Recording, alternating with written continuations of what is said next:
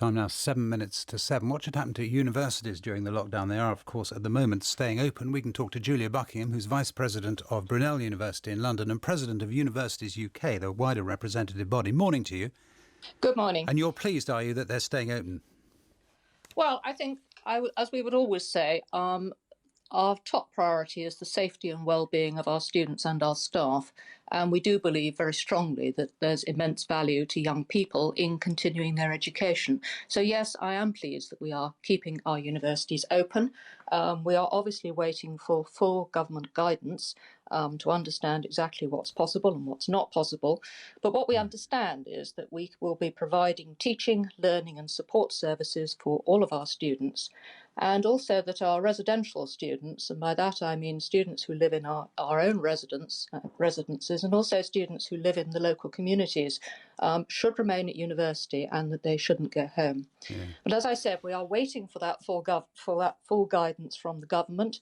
And I'm sure once we've got that, senior teams and councils across the university will be looking very hard to see what will work for their university. I think it's important we recognise that the universities are very diverse, so there won't be a one-size-fits-all for everybody. Yeah, and on that point, the courses, of course, are diverse. Should any courses be taught one-to-one? Because there'd be no point in being there if they weren't one-to-one, presumably. Well, I think it's very important we don't underestimate the value of face-to-face teaching. There are some courses, as you say, where it is an essential part of the course because they're practical courses and students need that experience in order to develop their learning and indeed to become qualified. But I think we are at a time now when we're increasingly conscious of the mental health issues that young people are facing and of the consequences of loneliness. So I think it is really important that there is still some face-to-face contact with students. We may want to shift the balance, and that will be a decision for individual universities to take. But I think it's incredibly important that we recognise how we have to balance the risks of COVID with the risks of supporting the health and well-being of our young people. What do we do at Christmas, do you think? Well, I think Christmas is still 7 weeks off, according to my calculations, or maybe a little bit longer. I think we have to wait and see. I think it's very difficult to make any promises at this stage. I think we have to wait and see what happens after 4 weeks, how the rules change, and we will take it from there.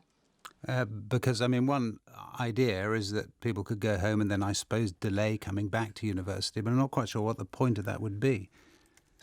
Well, as I said, I think we have to wait and see. There is obviously a risk if large students of numbers go home with the situation as it is at the moment. There is obviously a public health risk in transporting. I think we have about 2 million students in our universities. So there are obviously risks, but equally, nobody wants people not to go home at Christmas and see their loved ones. But we do always have some students on campus at Christmas. We have international students, and we also have students who don't have a home to go to, and the university is their home.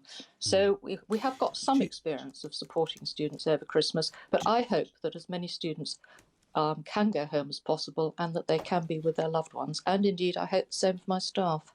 Julia Buckingham, Vice-Chancellor of Brunel University, President of Universities UK. Thank you. At 7:03, Sarah Keith Lucas has the weather. Sarah?